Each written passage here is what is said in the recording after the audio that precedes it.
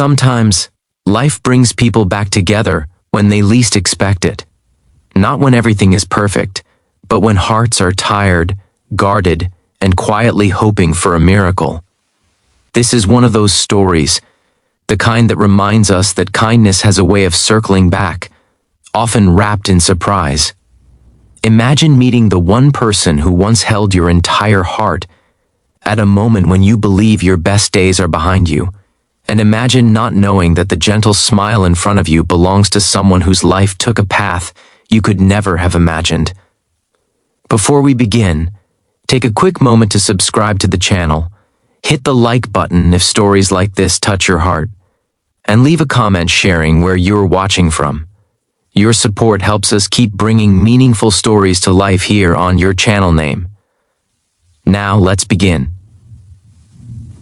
Ethan Walker stood near the back of the wedding hall, adjusting the collar of his worn navy suit. It wasn't new, but it was clean and carefully pressed. He didn't attend many events like this anymore. Between work, bills, and raising his daughter alone, weddings felt like a reminder of something he had lost long ago. The bride was his cousin, and he was happy for her, truly. But as he watched couples laugh and dance, a quiet ache settled in his chest. He held a small gift bag in one hand and his phone in the other, checking the time. His daughter, Lily, was at home with a neighbor, probably already asleep with her favorite stuffed bear tucked under her arm. Then, as Ethan turned toward the entrance, his breath caught. Standing just a few steps away was a woman he hadn't seen in over 15 years. Claire. For a moment, the room faded. The music softened, the chatter disappeared. All he could see was her, taller than he remembered, confident yet gentle, with the same warm eyes that once knew every dream he had. She noticed him at the same time. Their eyes met, and her hand flew to her mouth in disbelief. "Ethan?" she whispered, like saying his name too loudly might break the moment. "Claire," he said, barely recognizing his own voice. They stood there awkwardly, smiling like strangers who knew each other too well. Finally, Claire laughed softly and stepped closer. "I can't believe it's you," she said. "You look the same." Ethan smiled, though he felt older than his years. "You don't," he replied honestly. "You look amazing." They talked near the refreshment table, starting with simple questions. "How have you been? Where do you live now?" Life updates shared carefully like fragile glass. Ethan told her about Lily, about how his wife had passed away 5 years earlier after a sudden illness, about learning to braid hair, pack lunches, and be both mom and dad. Claire listened closely, her eyes glistening. She didn't interrupt. She didn't rush him. She just listened, with kindness. "I'm so sorry, Ethan," she said quietly. "You didn't deserve that."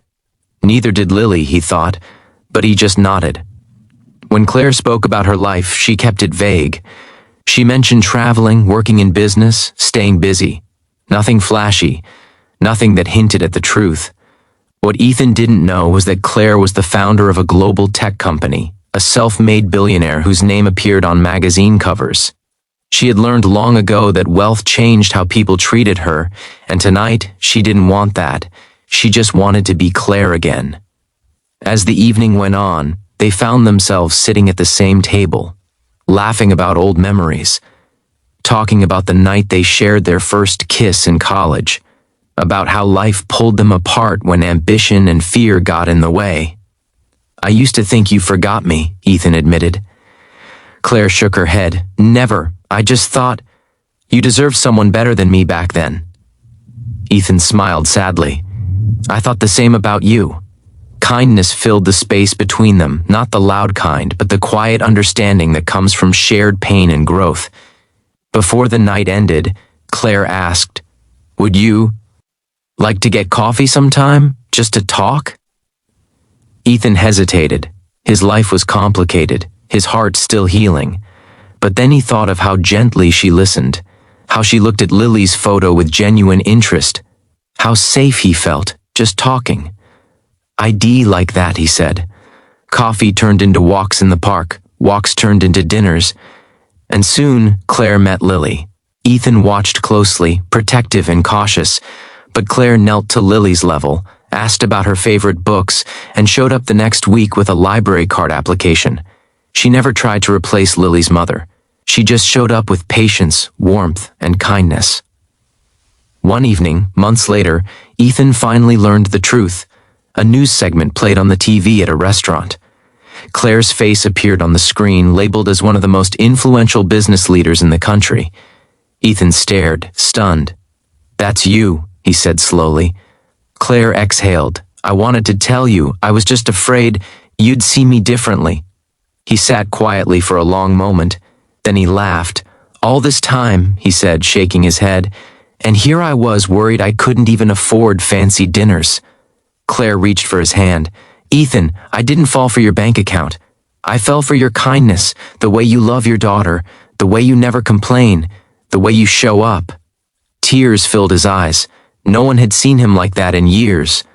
Their love grew stronger, grounded not in wealth or status, but in empathy and respect. At their wedding a year later, Ethan stood beside Claire, holding Lily's hand as she smiled brighter than the sun. He looked out at the guests and thought about how life had surprised him, not with riches, but with something far more valuable: a second chance. A reminder that kindness, given freely, has a way of coming back when you need it most. And as the music played and the room filled with love, Ethan knew one thing for sure. The richest part of his life had nothing to do with money. It was the heart he chose to lead with. So if this story touched you, remember this: be kind, even when life is hard. Listen, even when you're tired. Love, even when you're afraid. Because kindness has a way of rewriting stories, and sometimes it leads you right back home,